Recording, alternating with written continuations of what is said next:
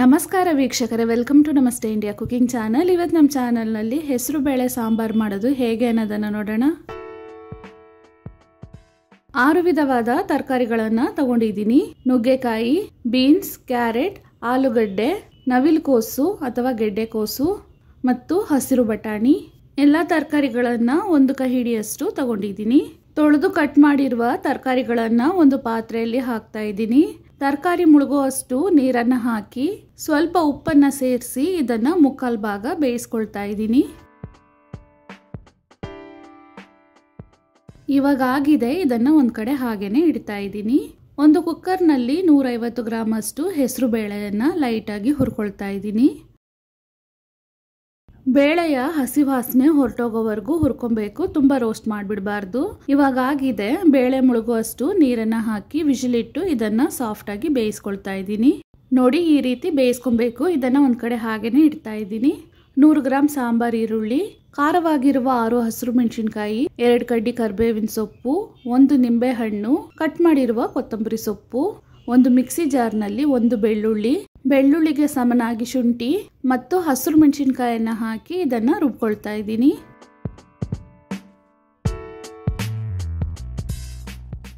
ಒಂದು ಚಿಕ್ಕ ತೆಂಗಿನಕಾಯಿಯನ್ನು ಪೂರ್ತಿಯಾಗಿ ತಗೊಂಡಿದ್ದೀನಿ. ಇದನ್ನು ಮಿಕ್ಸಿ ಜಾರ್ನಲ್ಲಿ ಹಾಕಿ ನೀರನ್ನು ಸೇರಿಸಿ ನುಣ್ಣಕ್ಕೆ ರುಬ್ಬಿ ಶೋಧಿಸಿ ತೆಂಗಿನಕಾಯಿ ಹಾಲನ್ನು ತೆಗೆದಿಟ್ಕೊಂಡಿದ್ದೀನಿ.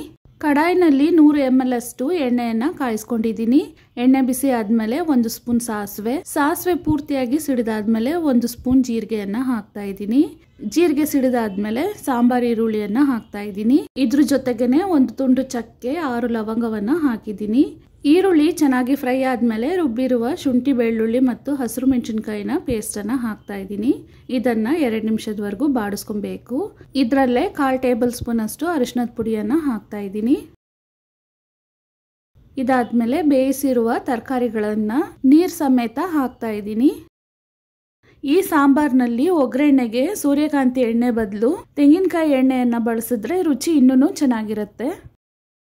ಸಾಂಬಾರ್ಗೆ ಬೇಕಾಗುವಷ್ಟು ಕಲ್ಲುಪ್ಪನ್ನು ಹಾಕ್ತಾ ಇದ್ದೀನಿ. ತರಕಾರಿಯನ್ನು ಬೇಯಿಸಬೇಕಾದ್ರೇನು ಸ್ವಲ್ಪ ಉಪ್ಪನ್ನು ಹಾಕಿದ್ದೀನಿ.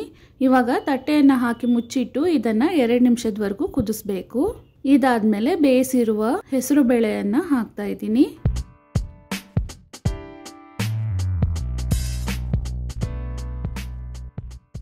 ಬೇಳೆ ಮತ್ತು ತರಕಾರಿಗಳನ್ನು ಚೆನ್ನಾಗಿ ಮಿಕ್ಸ್ ಮಾಡಾದ್ಮೇಲೆ ಕರಿಬೇವಿನ ಸೊಪ್ಪು ಮತ್ತು ಕಟ್ ಮಾಡಿರುವ ಕೊತ್ತಂಬರಿ ಸೊಪ್ಪನ್ನು ಹಾಕ್ತಾ ಇದ್ದೀನಿ.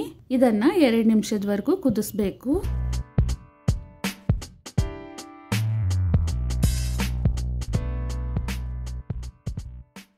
ಕೊನೆಯದಾಗಿ ಗಟ್ಟಿಯಾದ ತೆಂಗಿನಕಾಯಿ ಹಾಲನ್ನು ಹಾಕ್ತಾ ಇದ್ದೀನಿ.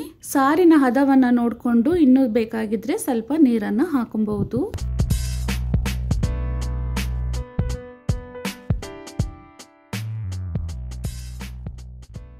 ತೆಂಗಿನಕಾಯಿ ಹಾಲನ್ನು ಹಾಕಿದ್ಮೇಲೆ ತುಂಬ ಇದನ್ನು ಕುದಿಸಬಾರ್ದು.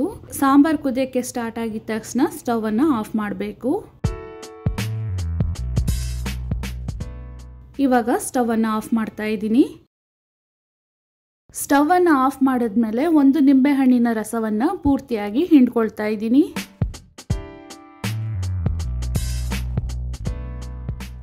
ಚೆನ್ನಾಗಿ ಒಂದ್ಸಲ ಇದನ್ನು ಮಿಕ್ಸ್ ಮಾಡಿ 5 ನಿಮಿಷದವರೆಗೂ ಹಾಗೇನೆ ಇಡಬೇಕು. ಈ ಸಾಂಬಾರನ್ನು ಬಿಳಿ ಅನ್ನದ ಜೊತೆಗೆ ಇಡ್ಲಿ, ದೋಸೆ, ಚಪಾತಿ ಜೊತೆಗೂ ತಿನ್ಬೋದು. ತುಂಬಾ ರುಚಿಯಾಗಿರುತ್ತೆ. ಡಿಫ್ರೆಂಟಾಗಿ ಮತ್ತು ತಂಪಾಗಿ ಏನಾದರೂ ಸಾಂಬಾರು ಮಾಡಬೇಕು ಅನಿಸಿದ್ರೆ ಈ ರೀತಿ ಮಾಡ್ಕೊಬಹುದು. ವೀಕ್ಷಕರೇ, ಈ ವಿಡಿಯೋ ನಿಮಗೆ ಇಷ್ಟ ಆಗಿದ್ದರೆ ನಮ್ಮ ಚಾನಲನ್ನು ಲೈಕ್ ಮತ್ತು ಸಬ್ಸ್ಕ್ರೈಬ್ ಮಾಡಿ. ಧನ್ಯವಾದಗಳು.